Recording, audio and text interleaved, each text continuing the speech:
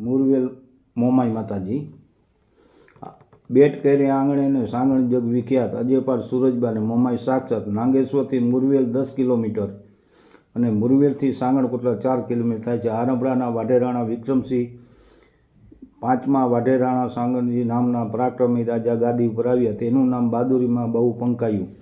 વાઢેરાણા સાંગણજી વંશમાં વાઢેરાણા રાજપૂતો માન સમજે છે. પોતાના વાઢેર કુળને તરીકે કે રાઠોડ કુળ તરીકે ઓળખવાને બદલે સાંગાણી કેવરમાં મગરૂરી રહે છે. વાઢેરાણા સાંગણજી લશ્કર લઈને જ્યાં ત્યાં હુમલા કરતા અને ધાડ પાડતા હતા. તેથી તે વખતના કાઠિયાવાડમાં આ રાજાનું નામ સાંગણ ધારિયા પાડવામાં આવ્યું હતું. વાઢેરાણા સાંગણજીને એક વખત દિલ્હી બાદશાહે તેડાવ્યો. તે વખતે બાદશાહથી જરા પણ ન ડરતા, જાણે તે પોતાના તખ્ત ઉપર બેઠા હોય તે રીતે તેને બાદશાહની સામે જવાબો આપ્યા હતા. આવા મોટા મનના બાદશાહે ગુસ્સે થવાને બદલે તેના ઉપર પ્રેમ બતાવી અને તેને ખિતાબ ઇનામ આપી અને પાછા બે તરફ મોકલી દીધા. વાઢેરાણા સાંગણજીને 4 રાણી હતા. એક જાડેજા સુરજબા કચ્છના, બીજા જેતકુંવરબા ચુડાસમા જુનાગઢ અને ત્રીજા રાવ મંડલિકના બેન સામળકુંવરબા સાથે લગ્ન કર્યા હતા. અને ચોથા રાણી સોઢા રાણી સાહેબ હતા. એક જાડેજા સુરજબા મોમાઈ માતાજીના ફળા લાવ્યા હતા. કચ્છ ભુજ શહેરના રાજા રાવ બાવાના કુંવરી સુરજબા સાસરે વળાવતી વખતે રાવ બાવાએ સુરજબાને પૂછ્યું કે તમને મેં ખૂબ જ કરિયાવર આપ્યો છે, છતાં કોઈ પણ કરિયાવરમાં ખામી રહેતી હોય તો ગમે તે માગી શકો છો, હું આપવા તૈયાર છું.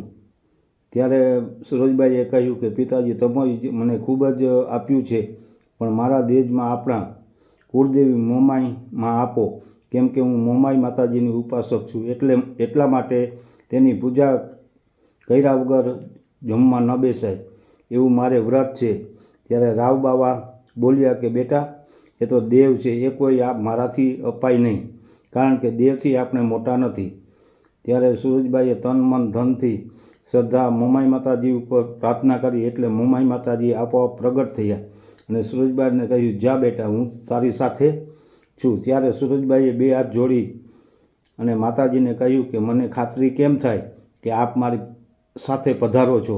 ત્યારે મોમાઈ માતાજી બોલ્યા કે જ્યારે તારા વેલડાના પૈડાનો અવાજ રણમાં બંધ થશે ત્યારે મારી સાંઢળીની ઘૂઘરમાળાનો અવાજ તું સાંભળીશ, એટલે જાણજે કે માતાજી મોમાઈ તારી સાથે આવે છે.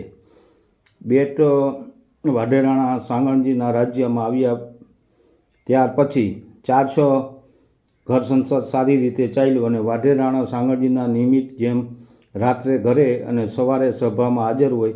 તેવામાં એક દિવસ વાઢેરાણા સાંગણજીની તબિયત સારી ન હોવાથી તેઓ સભામાં વહેલી બરખાસ્ત કરી રાજમહેલમાં આવ્યા. ત્યારે સુરજબા દરરોજની માફક મોમાઈ માતાજીની પૂજામાં બેઠા હતા.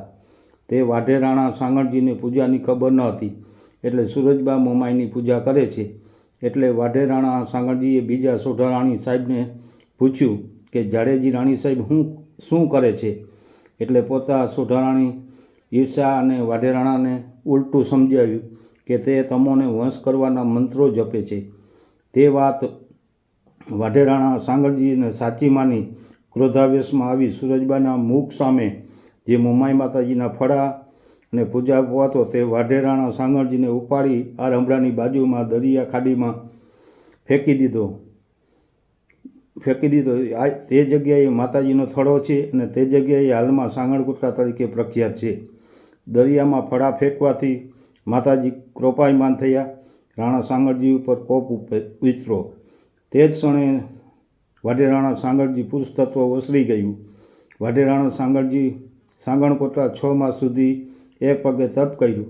મોમાઈ માતાજીની કઠિન તપસ્યા કરવા માંડી. વાઢેરાણા સાંગણજીને મોમાઈ માતાજી પ્રસન્ન થયા. માતાજીએ રાણા સાંગણજીને ચૂંદડી ચૂડો તેમજ માથા ઉપર કેસ રાખજે. મોમાઈ માતાની ચૂંદડી વધી 16 કળાએ ખીલેલા. માતાજીના તપ કરવાથી વાઢેરાણાને એટલી બધી શક્તિ આપી કે ખોખારો ખાતા તો ગઢ પડી જતા. આવા વંશમાં વાઢેરાણા સાંગણજી ધાડિયા, સોરઠમાં હાલાર, નાઘેરમાં કિલ્લા તોડ્યા. સૌરાષ્ટ્રમાં નાના મોટા 52 કિલ્લા જીત્યા. સાંગણ ધાડિયા તરીકે પ્રસિદ્ધ થયા. વાઢેરાણા સાંગણજીને 2 મોટા પથ્થર મૂક્યા. આ પથ્થર નગારા આકારના છે અને હાલમાં આપમેળે અમુક સમયે નગારાની જેમ વાગે છે. માતાજીની સામે વાઢેર સાંગણજીનો પાળિયો છે અને દક્ષિણ દિશામાં હિન્દુઆ પીરનો થડો છે. વાઢેર પરિવાર તથા બધી જ્ઞાતિના લોકો બાધા આખરી રાખે છે અને માતાજીના ભક્તોની મનોકામના પૂર્ણ કરે છે. હાલમાં સાંગણ કોટડામાં માતાજીના સેવક તરીકે નાગાબાવાના અખાડાના મોહનગીરી બાપુના શિષ્ય અનિલગીરી સેવા આપે છે. શ્રી મોમાઈ માતાજીના મંદિરના બાંધકામનું સંપૂર્ણ દેખરેખ વાઢેર ગુમાનસિંહ પ્રતાપસિંહ ભીમરાણા સકાપર અને દેવ કેશુભા સરપંચ મુરવેલે આપેલ છે.